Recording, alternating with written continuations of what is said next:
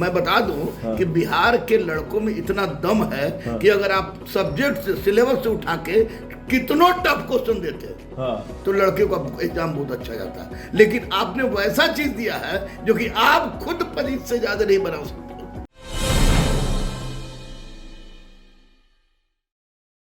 Move media में आपका स्वागत है और मैं हूं हमजा।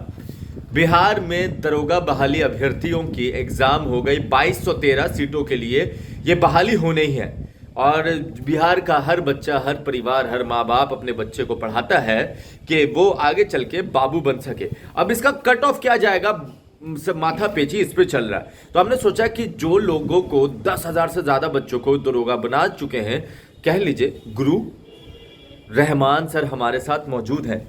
गुरु रहमान सर, 2213 सीटों के लिए जो बहाली आई है, सबसे पहला और सबसे ज्यादा दिमाग में चलने वाला सवाल, कट ऑफ क्या जाएगा? आपने बहुत सारे दरोगा बना दिए हैं। देखिए, हमको 94 से लेकर 94 हो जी, 2004 जो 2009 में उसका क्लियर हुआ जी, 2014 का हो, 17 का हो, 2440 का हो, अब तक का जितना हमको याद है, मैंने जो देखा है, जिसमें मैं प्रत्यक्ष रूप से भिड़ा हुआ हूँ, तो उसमें स्पष्ट रूप से इस तरह का क्वेश्चंस किसी भी आयोग में, ना तो दारोगा में, ना बीपीएससी में, ना यूपीएससी में, किसी भी तरह में आयोग में नहीं आया था। इसलिए बच्चे, बहुत पढ़ने वाले बच्चे, बहुत पढ़ने वाले बच्चे, मैं ऐसे ऐसे बच्चों को जानता हूँ जो कि 4 महीना तक घर से जो बाहर नहीं निकला हो, उसका भी रिजल्ट खराब दिया है, उस परीक्षा खराब दिया है। तो लड़कों का कहना है कि ये प्रश्न पत्र टफ था।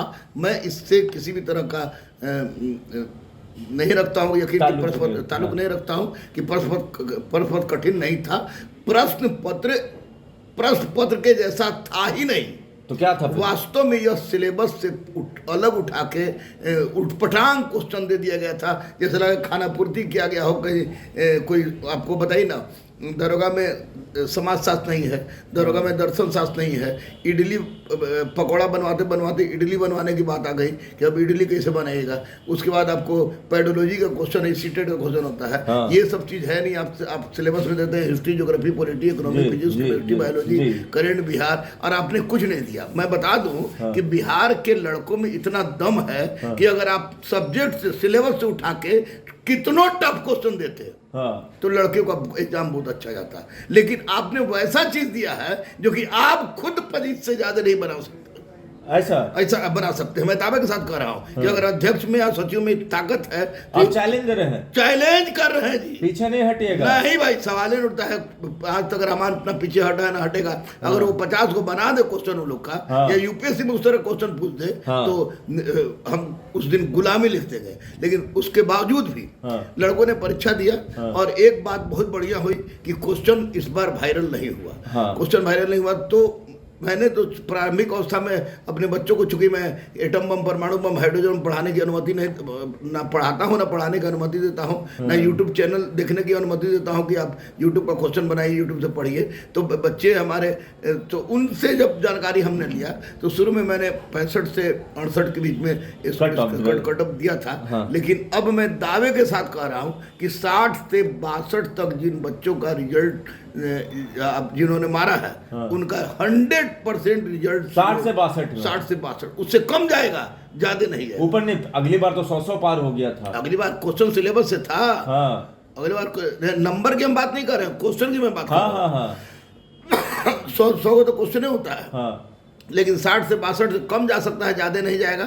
लड़के और लड़कियों का 35 पर इसको रिजल्ट हो जाएगा। 35 पर मतलब थोड़ा 35 क्वेश्चन पर उनका जिन्होंने सही किया होगा उनका रिजल्ट। और लड़के जो 60 सही किए, 60-62 एकदम श्योर उनको। अब किसी को दोषारोपण, एक एवरेज निकाल लीजिए तो मतलब क्या होगा? 120-22 पर रिजल्ट होगा। 120-22 नंबर, 120-22 पर कंफर्म हो जाएगा। और लड़कियों का आप कह रहे 70 पर हो जाएगा, 70 पर आपके हिसाब से? निश्चित। मतलब वो लोग श्योर रहे, श्योरे नहीं रहे। अब पढ़े, आप पढ़े। अब एटम बम, परमाणु बम, हाइड्रोजन बम मत पढ़े। आपको हालांकि करंट नहीं है मुख्य परीक्षा में, लेकिन दर्पण को पढ़े, क्योंकि स्टैटिक प्रश्न उसी से आता है। और एनसीईआरटी रिवाइज मार दें। जब तक रिजल्ट नहीं आ रहा तब तक एनसीईआरटी का धड़ल्ले से एक बार एनसीईआरटी देख लें, क्योंकि बिना एनसीईआरटी और टेक्स्ट बुक पढ़े कोई चाहे कि हम आपको फास्ट फूड जैसा खा के खा के अगर रिजल्ट दे दे तो संभव नहीं है। इसलिए लड़के अब भिड़ जाए, पागलपन के हद तक भिड़ जाए, क्योंकि ये पैटर्न बिल्कुल अलग था। पैटर्न का परीक्षा से संबंधित पैटर्न ही नहीं था, ये अजीब टाइप का पैटर्न, आउट ऑफ सिलेबस बोल सकते हैं। आउट ऑफ सिलेबसो नहीं है भैया, इस आउट ऑफ सिलेबसो ये दूसरे टाइप का क्वेश्चन था। ऐसा क्यों, क्या लगता है ऐसा क्यों किया गया? ऐसा इसलिए किया गया कि बहुत हल्ला उड़ा था, ये क्वेश्चन आउट हो गया है। देखिए, बीपीएसएससी के आयोग के अध्यक्ष और सचिव हो, या बीएसएससी के आयोग के अध्यक्ष और या सचिव हो, या बीपीएससी के अध्यक्ष और सचिव हो, तो मैं माननीय मुख्यमंत्री से यही निवेदन करूंगा कि कम से कम रिटायर आदमी को आप अध्यक्ष और सचिव मत बनाइए। काहे? क्योंकि वो लोग सठिया जाते हैं। अच्छा, ऐसा क्या? और ऐसी परिस्थिति में वो अपना केवल और केवल वक्त काटना और साथ साथ परीक्षा को किसी तरह से ये इनके प्रकार संपन्न करा लेना जानते हैं, उनमें किसी भी तरह का उस तरह का भय नहीं रहता है। लेकिन अगर जो रहेगा बिना रिटायर का आदमी रहेगा तो निश्चित रूप से परीक्षा चलेगा। अच्छा, ये मैं महसूस कर रहा हूँ। तो इस बार का जो परीक्षा था वो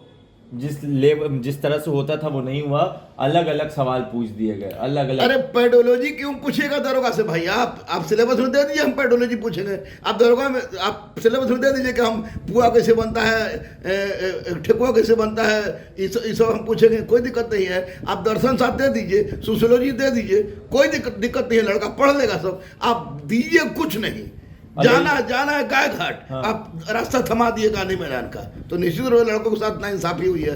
इसके लिए 100% आयोग उत्तरदायी है। परीक्षा लेना उसको नहीं आया है, ये भले क्वेश्चन वायरल नहीं हुआ हो, लेकिन लड़कों का दिमाग वायरल कर दिया। Subscribe now and press the bell icon. Never miss an update.